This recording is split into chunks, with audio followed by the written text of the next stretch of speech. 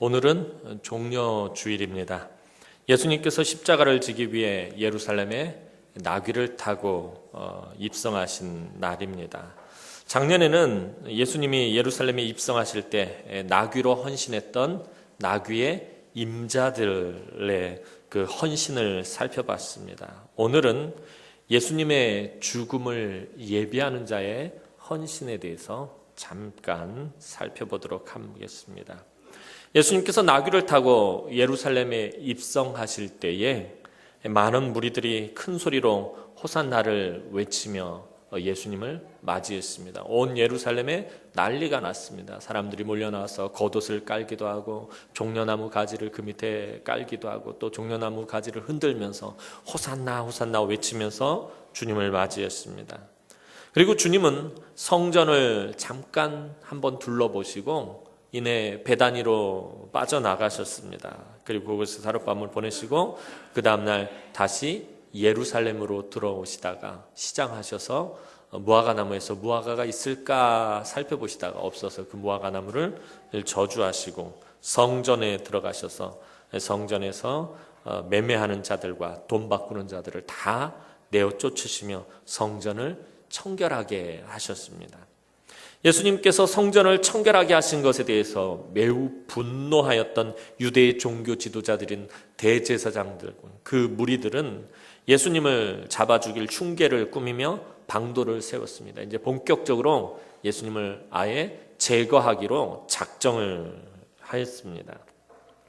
이들은 자신들의 진정한 왕으로 오신 이를 죽이려고 하는 이 일이 하나님께 반역행위라는 사실도 모른 채 예수님을 잡아 죽이는 것이 하나님께 대한 충성과 헌신이라는 아주 너무나도 큰 착각을 하고 있었습니다. 유대 종교 지도자들을 보면서 종교 생활의 열심이 결코 참된 신앙을 보증하는 것이 아니다라는 것을 보게 됩니다. 무슨 말이냐 하면 나의 신앙 만족을 위한 열심이 마치 믿음이 좋은 것처럼 여겨서는 안 된다라는 것입니다. 그냥 무조건 열심히 하면 신앙이 좋은 것이 아니다라는 것입니다. 그냥 맹목적으로 헌신하고 맹목적으로 섬기고 충성하고 봉사하는 것이 그것이 믿음이 좋은 것은 아니다라는 것입니다.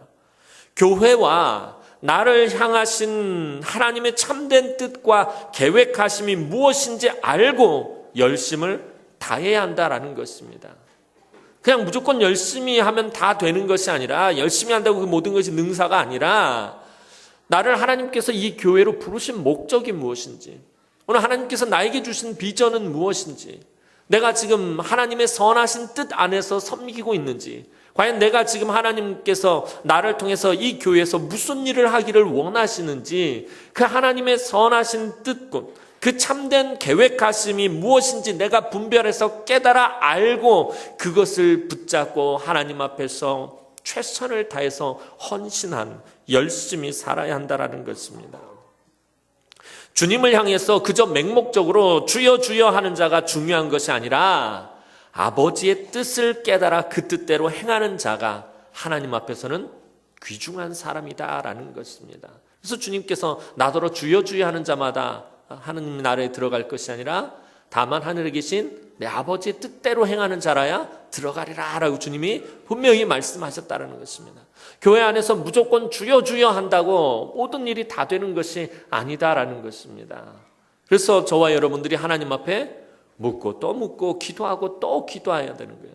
요즘 금요철야 때 다윗에 대해서 살펴보고 있는데 다윗의 가장 큰 특징이 무엇이라고 했습니까? 하나님께 계속해서 끊임없이 묻는 것입니다. 하나님 이거 어떻게 할까요? 하나님 저건 어떻게 할까요? 하나님께 묻고 또 물어서 하나님 하라는 대로만 하더라는 것입니다. 오늘 신앙생활이 그리해야 된다는 것입니다. 내 뜻과 내 생각과 내 계획대로 하는 것이 아니라 하나님의 뜻과 하나님의 계획하심 속에서 저와 여러분들이 움직여야 한다는 것입니다. 예수님께서는 이제 베다니에 들어가서 이 나병 환자인 시몬의 집에 초대를 받게 되었습니다. 당시에 유대인이 나병 환자의 집에서 식사를 한다는 것은 매우 파격적인 일이었습니다. 그렇다면 유대의 종교 지도자들이 예수님을 잡아 죽일 흉계를 꾸미고 있는 그런 급박한 분위기 가운데 처한 예수님께서 왜 하필 나병 환자인 시몬의 집에서 식사를 하신 것입니까? 사실 나병 환자인 시몬의 집이 예수님에게는 가장 안전한 장소였습니다.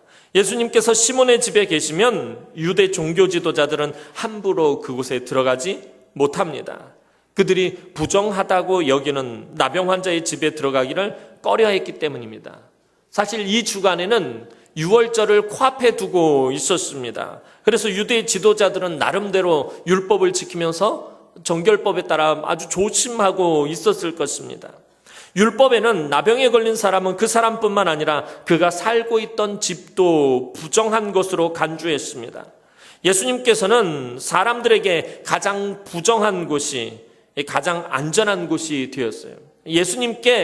예수님께는 사람들에게 가장 부정한 곳이 가장 안전한 곳이 되었다라는 것입니다.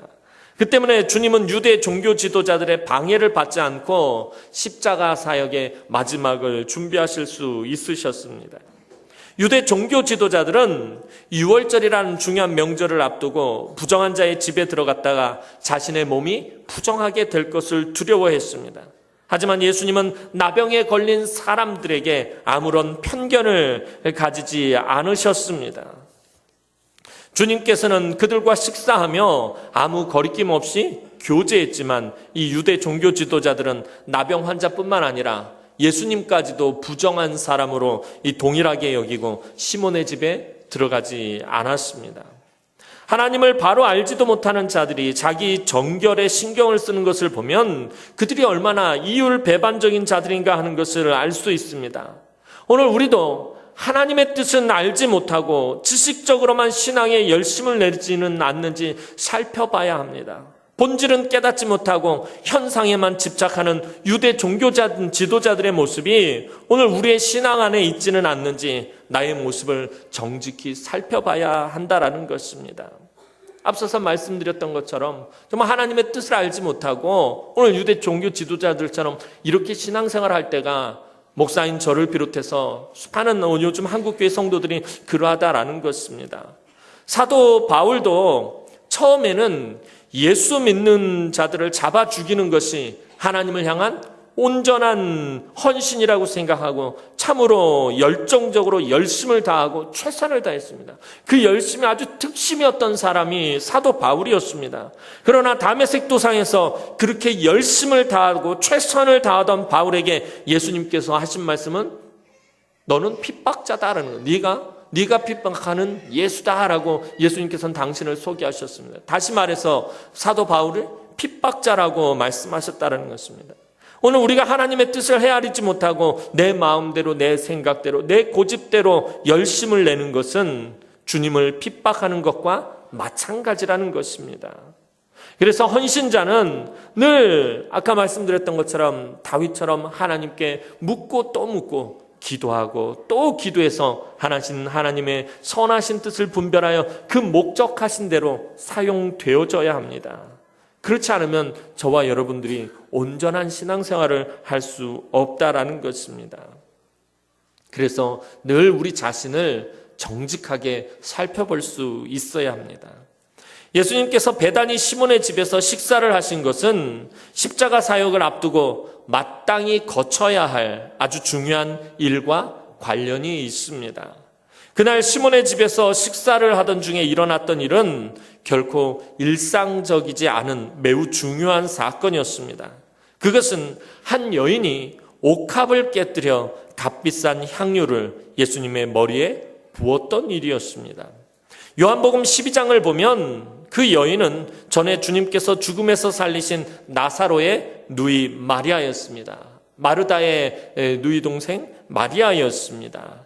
요한복음 12장에서 재밌는 모습은 요한복음 12장에도 이와 똑같은 기사를 다루고 있는데요. 거기서는 조금 더 재밌는 게 뭐냐면은 마르다는 여전히 부엌에서 일하고 마리아는 여전히 예수님의 발치에 앉아 있더라는 것입니다.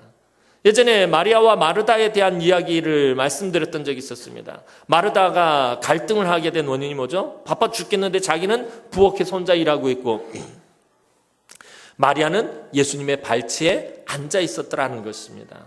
그 문제로 한바탕 소동이 있었는데 오늘 다시 이 본문이 잡혀있는 이 사건 있는 장소에 들어가 봤더니 마르다는 여전히 부엌에서 일을 하고 있고 마리아는 여전히 예수님의 발치에 앉아 있더라는 것입니다.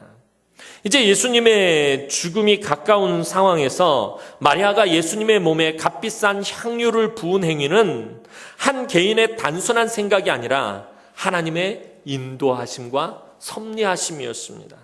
마리아는 예수님의 고난과 죽음을 예비한 유일한 사람이었습니다. 그래서 마리아의 이 행위가 주님에게는 너무나도 소중하고 귀한 일이었습니다.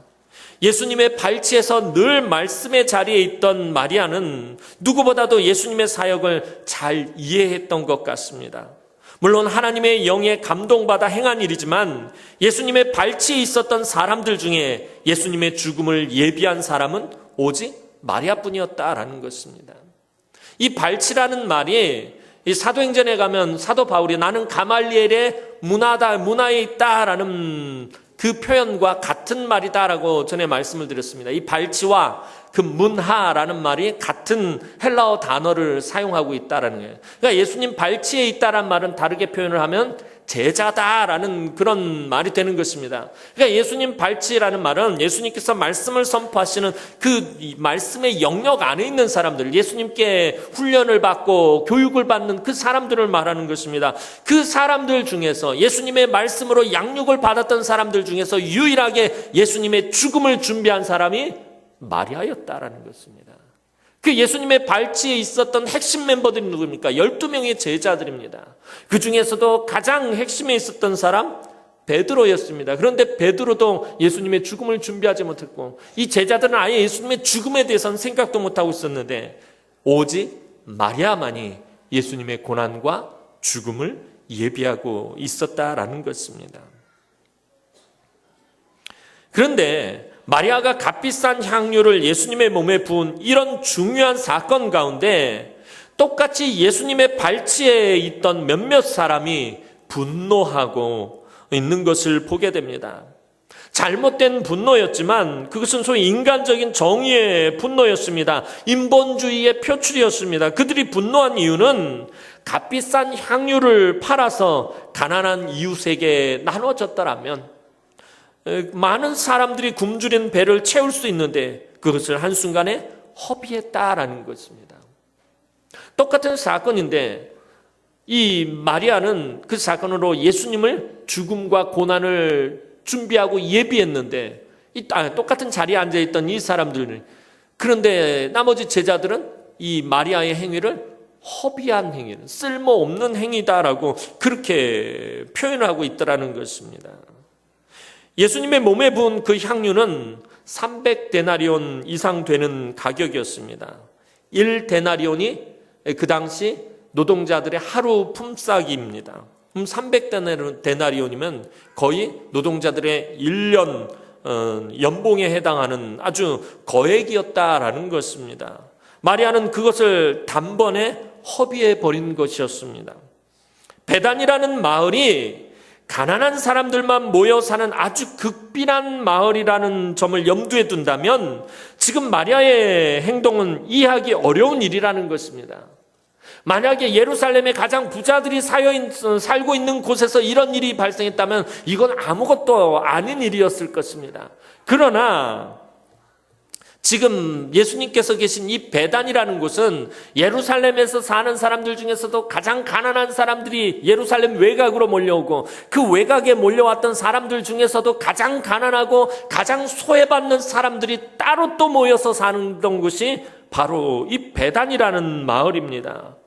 그러니까 아주 가난한 극심한 가난한 자들이 살던 마을이라는 것을 염두에 둔다면 지금 이 마리아의 행동은 도무지 이해할 수 없는 일이라는 것입니다. 그러니까 몇몇 사람이 분노한 것은 나름대로 충분한 이유가 됩니다. 주변에는 가난하고 먹을 것이 없어서 굶는 사람이 넘쳐나고 있는데 거액의 향유를 그냥 부어버린 것을 이해할 수 없는 것이 더 맞을 것입니다. 이 일이 예수님의 메시아로서의 사역과 관련되어 있지 않다면 결코 이해할 수 없는 일일 것입니다. 예수님의 고난과 죽으심과 관련된 일이 아니라면은 이 사건 자체는 이해할 수 없는 일이라는 게 분명히. 오늘 교회 안에서도 그럽니다. 어떤 일들을 해나갈 때 왜 그런 일에 교회 재정을 그렇게 많이 허비하면서 그런 일을 꼭 해야만 하느냐. 물론 우리 교회는 그렇지 않지만 제가 서울에 있을 때 보면은 그러는 거예요. 무슨 일만 하려면은 왜 그런 일에 그렇게 재정을 많이 쏟아붓느냐. 그 돈으로 차라리 구제를 하고 그 돈으로 가난한 사람들에게 그런 일들을 하면은 얼마나 좋겠느냐. 진짜 이 제자들과 똑같은 말들을 하더라는 것입니다. 사실은 저도 그런 사람들 중에 한 사람이었었습니다. 제가 전에 사역하던 교회는 아주 큰 행사를, 아주 재정이 굉장히 많이 들어가는 어린이 전도 축제라는 아주 큰 행사를 했었습니다. 그걸 바라보면서 그랬어요. 요즘 저런 게 무슨 실효성이 있을까? 저렇게 많은 재정을 투입하고 얼마나 큰 효과를 볼까?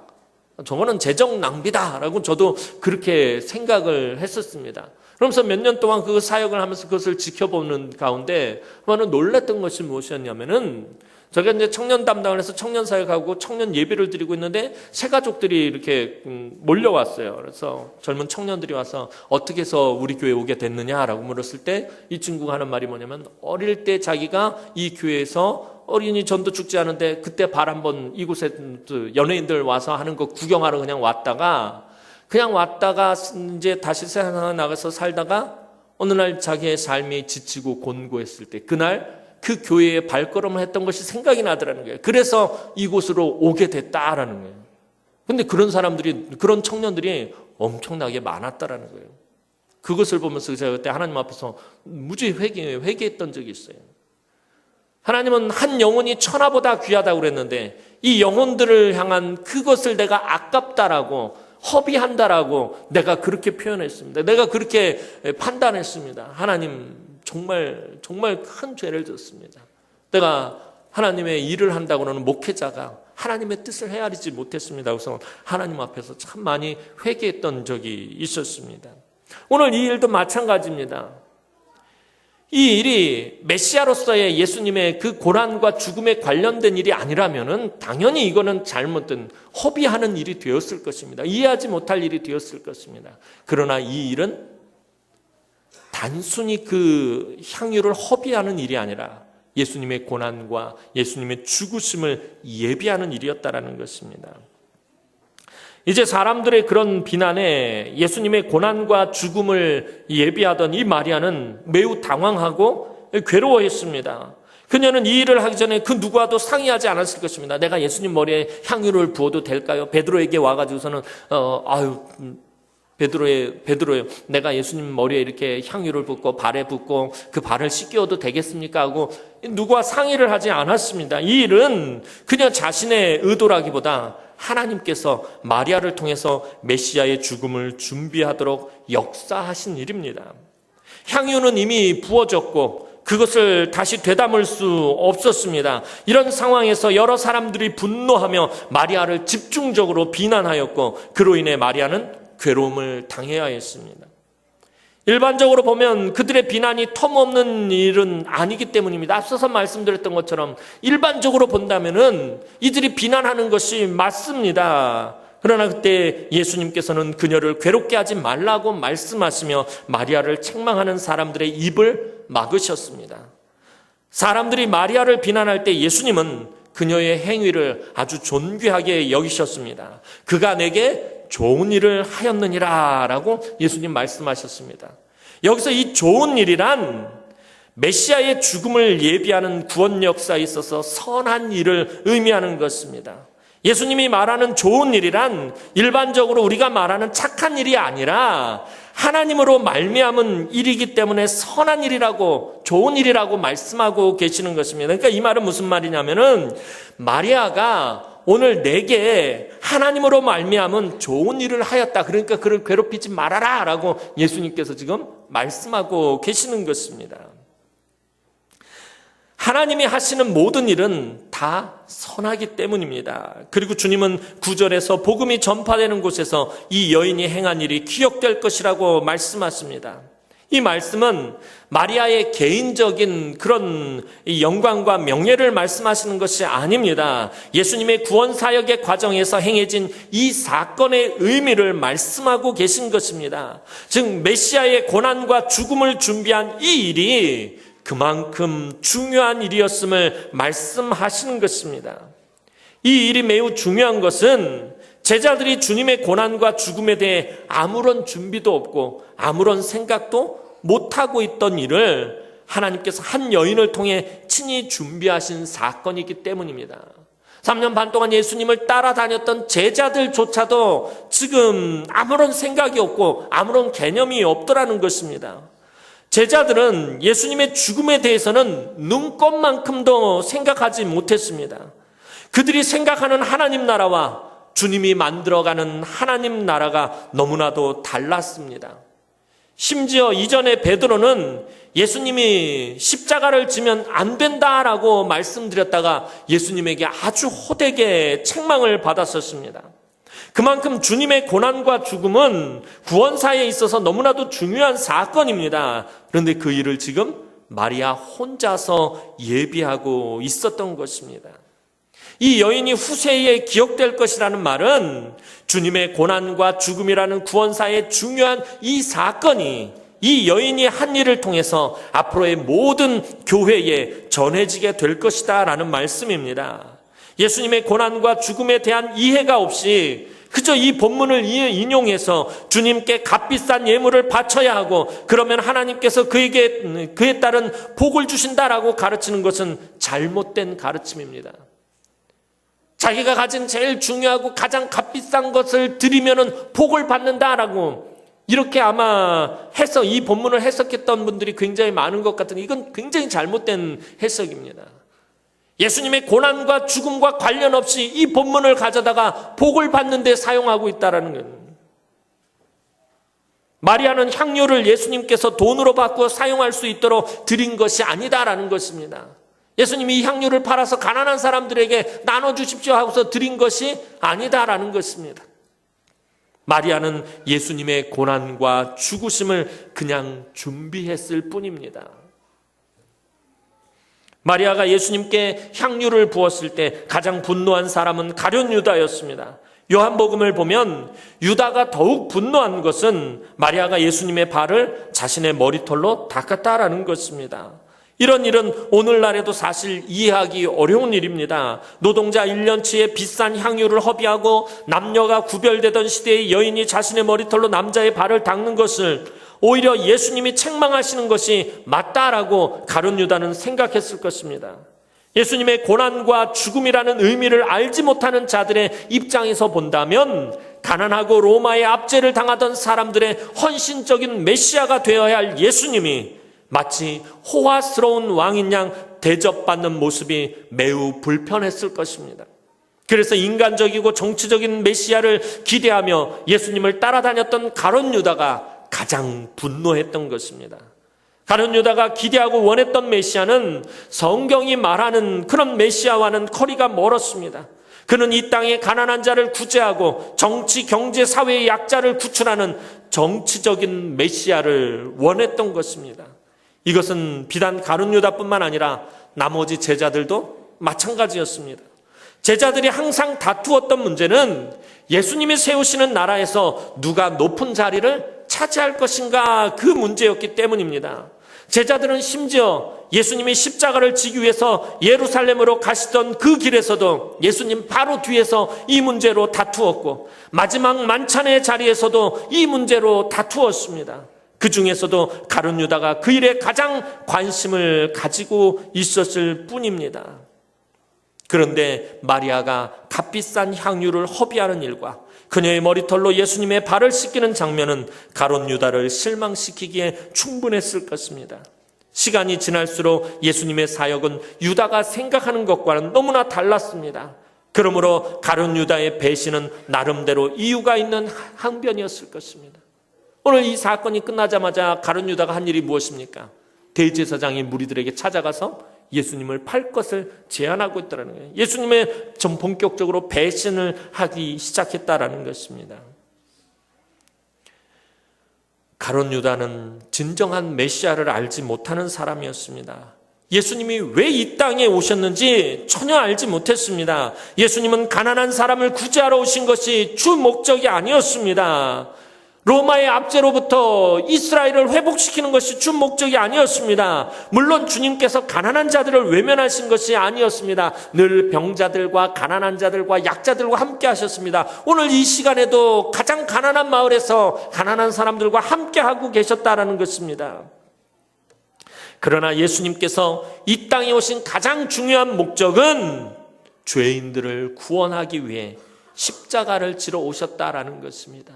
십자가를 지고 고난당하시고 죽기 위해서 이 땅에 오셨다라는 것입니다. 사랑하는 성도 여러분, 주님은 왜 고난의 길을 걸으시고 무기력하게 붙잡혀서 수치와 수모를 당하고 십자가에서 비참하게 죽임을 당하신 것입니까? 그것은 저와 여러분의 죄의 문제를 해결하기 위해서였습니다. 예수님께서 하나님의 어린 양이 되어서 속죄의 제물로 죽으셔야만 우리의 구원이 이루어지기 때문입니다. 우리 예수님의 고난당하심과 죽으심이 없이는 아무것도 이루어지지 않습니다.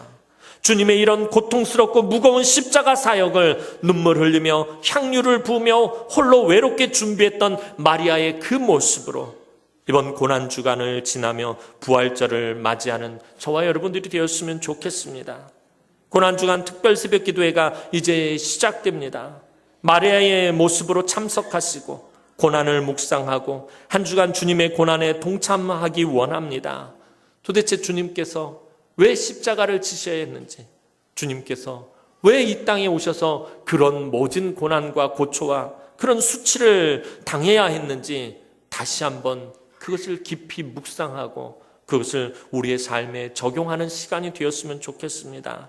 마리아 한 사람 외에는 아무도 예수님의 죽음을 준비할 사람이 없었던 2000년 전과는 달리 오늘 우리 모든 남흥의 성도들은 주님의 고난을 묵상하며 그 고난의 의미를 깨닫고 그 고난에 함께 동참한 오늘 마리아처럼 예수님의 죽으심을 준비하는 저와 여러분들이 되어지기를 주님의 이름으로 축원합니다. 사랑과 은혜가 많으신 아버지 하나님, 은혜와 사랑을 진심으로 감사를 드립니다. 오늘도 사랑하는 주의 귀한 성도들이 하나님 앞에 나왔습니다. 이제 고난주간을 앞두고 오늘 마리아와의 모습으로 하나님 앞에 서기를 원합니다. 주님께서 왜 이 땅에 오셨는지, 왜 십자가를 지셔야 했는지 그 이유와 목적을 분명히 깨닫는 우리 남흥의 권속들이 되게 하여 주옵소서. 예수님의 이름으로 기도하옵나이다. 아멘.